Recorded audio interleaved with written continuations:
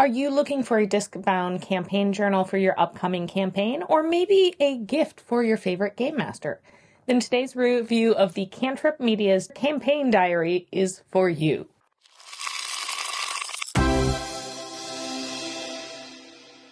Cantrip Media sent us a few of their notebooks to review. Today I'm reviewing the Dungeon Master's Guide to Adventuring, and in a future video I'll be reviewing 2 different player journals for 2 different systems. First off, I like that they have instructions at the beginning, some helpful tips, as well as info about how to find their YouTube channel for helpful how-tos as far as using the notebook, adding pages, even adding pages if you don't have one of the little punch things to make these disc-bound punch holes, whatever they're called. But yeah, with the disc-bound notebooks, you can take the pages out, move them around, as well as add new ones. Although the DM journal isn't a standard size, so if you are going to add new paper, you might need to cut it down if you aren't buying their pre-made kits. Now, when I got the notebooks, they were not fully constructed. The discs were packaged separately, at least for the review copy, and that could also be because I got a number of notebooks all at once.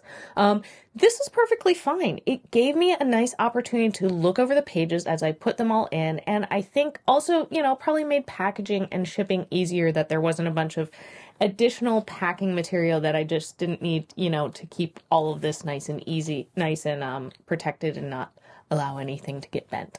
To start out, the notebook has several pages focused on the world of your game, enough space for 1 world, 1 region, and 3 cities. Within the city pages, there are a couple of shops, inns, and tavern pages.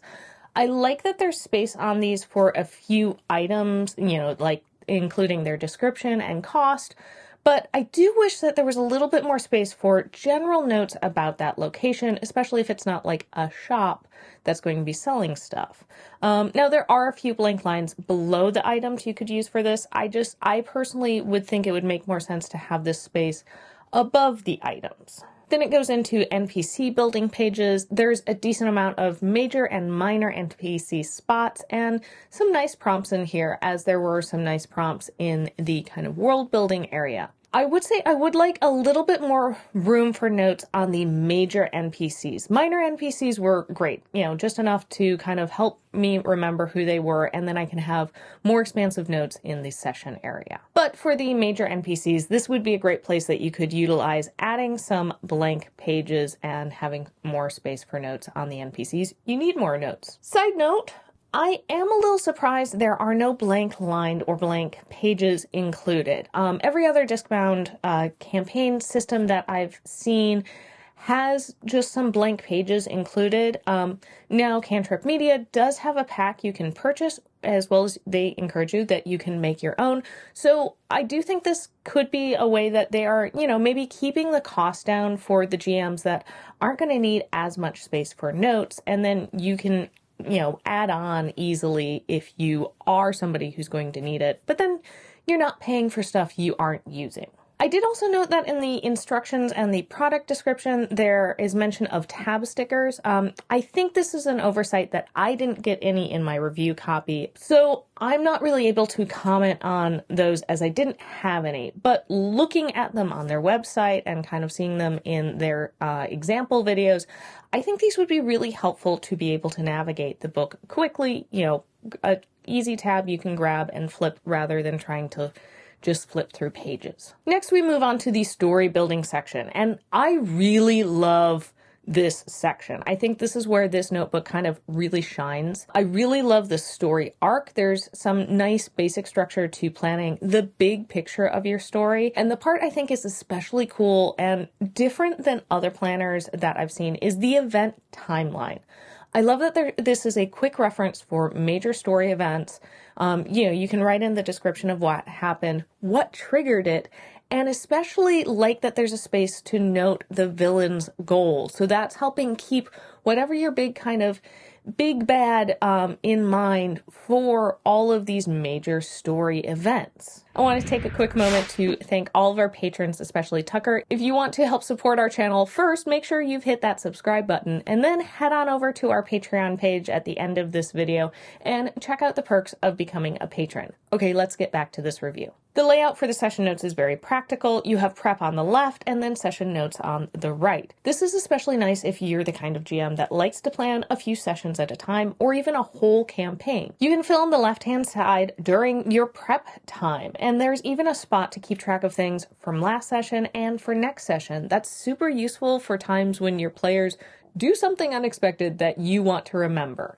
And then during the session, you've got a whole page for notes for what actually happens during that session. I will say, like most notebooks, this is clearly designed to be more friendly for right-handed people. But with the discs, you can easily pop out the pages to write and then pop them back in, which is something that I've heard from individuals who are left-handed that makes the disc-bound systems somewhat nicer than just like a spiral-bound notebook. We move on and there is a quick overview for player notes. I do like that it includes gender and pronouns. Very helpful, especially if your the character's gender and pronouns do not necessarily line up with the players. There is no place for player stats here, but that's because it's on a separate encounter page. So you're not having duplicate info in two different places, and it's in a spot that makes more sense for those stats. Speaking of which, the encounter page is great. There is space for up to 6 characters, and I think that's enough for most campaigns. There is an included dry erase overlay meant for this page, so you can use this over and over and over, and you're not going to be like wearing the page down with erasers. I also really like the initiative tracker on the side. It goes, 1 to 30, so you don't have to reorder stuff if you're at a player where your players kind of call out their initiative and you usually just write, who's first, who's second, who's third. And if you like to pre-roll your monsters' initiatives, you can already have those in, and so it's just plopping in the player characters. The monster encounter side is also really great. You have enough space for up to 3 different monsters' basic stats. I also like that there are multiple speed boxes on this, and the side panel allows you to have up to 9 monsters you are tracking. So if you have a bunch of goblins, you can track their individual HP conditions and keep track of their reactions. As soon as I saw this reaction bubble, I thought, oh my gosh, this is fantastic, because that's something I often struggle with to remember. 1, that monsters also have reactions, not just player characters, and 2, which goblin took a reaction each round.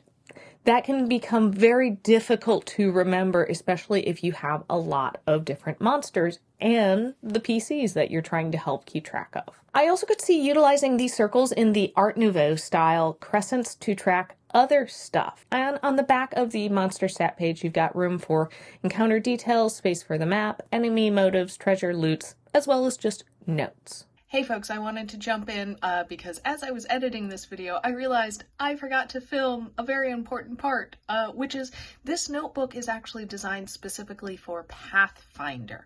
Now, I do think it would work for other, fantasy adventuring systems like D&D, but it was designed with Pathfinder 2nd Edition in mind, which is really cool because you don't see a whole lot of Game Master journals for Pathfinder. So if that is something that you are specifically looking for, check out this journal. I also like that there are a few different styles to the cover and interior. This one is very much a Art Nouveau, which I tend to think of as Elven, but there's also some Art Deco style books, which I tend to associate more with dwarves. So if you're an elf, maybe you get Art Nouveau. If you're a dwarf, Art Deco. That style choice is something I haven't seen other notebooks utilize. They tend to be much more like clearly fantasy or just kind of very plain minimal. Overall, I think these notebooks are going to be great if you are the type of person who likes the flexibility of a disc-bound system, being able to pull things out and add what you need, as well as if you find the art style appealing. Now, if you're somebody who takes copious amounts of notes, then this might not be the best system for you, as you'll definitely need to add a decent amount of pages. But again, they do have additional page packs you can add on. And for a $40 GM style notebook, I think that's pretty reasonably priced. The paper feels like a really nice, good quality. The front and back covers are good and sturdy. They're not going to instantly fall apart, as well as there's like a back protective plastic piece that's going to help hold it up pretty well. And the discs are pretty sturdy as well. So if you're interested, head on over to Cantrip Media and pick up one for yourself. Alternatively, we are also giving away one of these. To enter, make sure you're subscribed to our channel and follow the link in the description. I'd love to know what you think of this notebook and any of Cantrip Media's other products, like perhaps their 5e player journals. If you've used them, I'd love to know what you think. Thanks for watching, and I'll see you next time on Roll for Initiative. Bye!